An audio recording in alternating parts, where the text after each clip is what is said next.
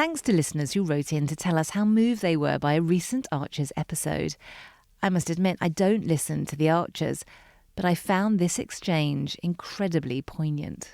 So what's in this section from The Archers, BBC Radio 4's soap opera programme that's so moving and poignant that it was in the show and then repeated in the Pick of the Week programme? Let's have a listen, shall we?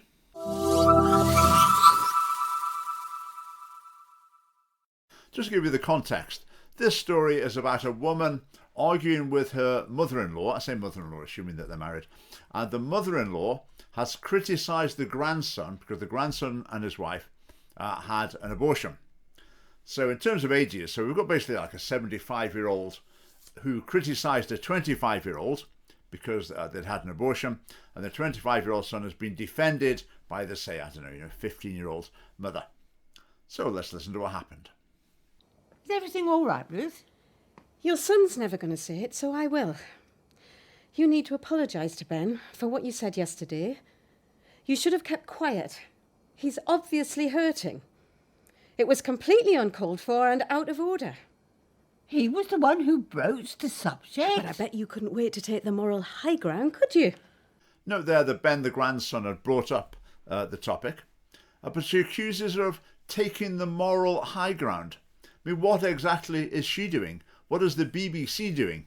It seems like detecting irony is not their strong point here. I mean, taking the moral high ground, which ground would you recommend people take as an alternative to that? Ben is stronger than you think. Do not tell me what my son is. It's always the way with you, isn't it? If Jill thinks it, then it shall be heard by all and sundry, whether they like it or not. You don't bat an eyelid telling me about me own child, as if I don't know him. He's my grandson. Yes, and he needed you. Instead, you crushed him. He can take it. That's obviously seen as a terrible, terrible suggestion, because as a 25-year-old man, of course he can't take criticism from his grandmother. It's crushed him. How did it crush him? How was this challenge able to crush him? Well, I would suggest maybe because he did actually feel guilty about his decision, and because what his grandmother was saying was actually true. But the message from the other lady is she should have kept quiet. If you have pro-life views, well, sort of okay, but just don't say them to anyone. Why couldn't you keep it to yourself for once? Just once. Why couldn't you think of my kids before your own selfish, backwards opinions? You're being unfair. Oh, I'm not. Oh, they're really getting warmed up now, aren't they? Selfish, backwards opinion. In other words, pro-life view, selfish and backwards. So this lady is not happy that her great-grandchild has been killed in the womb, and that's regarded as selfish. Backwards, but that's the BBC mindset, isn't it? They see that as a backwards opinion, and the role of the BBC is to educate the population and draw them forward from such backwards opinions into the enlightened views of the BBC. Thinking you know everything about what a woman should and shouldn't be. That's not true. Perfect Jill Archer helping out hopeless Ruth. No wonder David was such a sexist prig when I first met him. It was a lifetime of being tied to your opinions. Me and David are not you and Phil. And you judged me for that. You've been judging me ever since, and I am not going to let you do that to my children. Ruth. How dare you say that you're ashamed of it? You see there's the appeal to that feminist sentiment, someone's saying what a woman should be. And the suggestion that the son is sexist because he's been brought up by a mother holding these traditional views, including the pro-life views.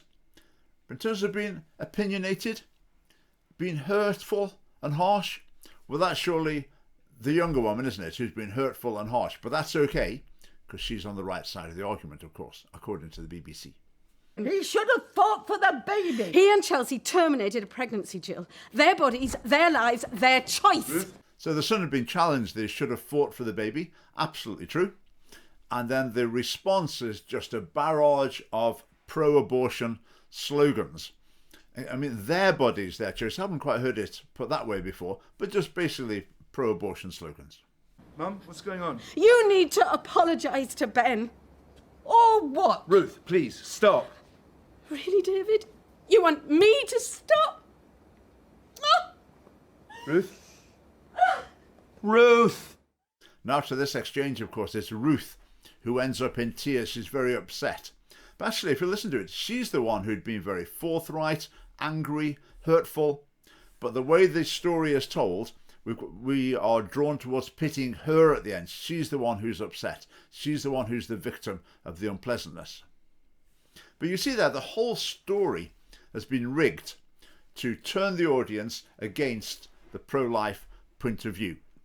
I mean, this is just one example of the sort of propaganda we pay for from the BBC. You see with that clip as well, before the pro-life theme came up, there was plenty of reason to turn the audience against the grandmother before, in preparation for the pro-life point coming out. Now, I always say with the BBC, the news and current affairs programmes, they're terribly, horribly biased. But their drama is even worse. Because in the news, they sort of think they've got to tick a box that they're being unbiased. They're not really unbiased, but there's some sort of restraint on them. But when it comes to drama, anything goes.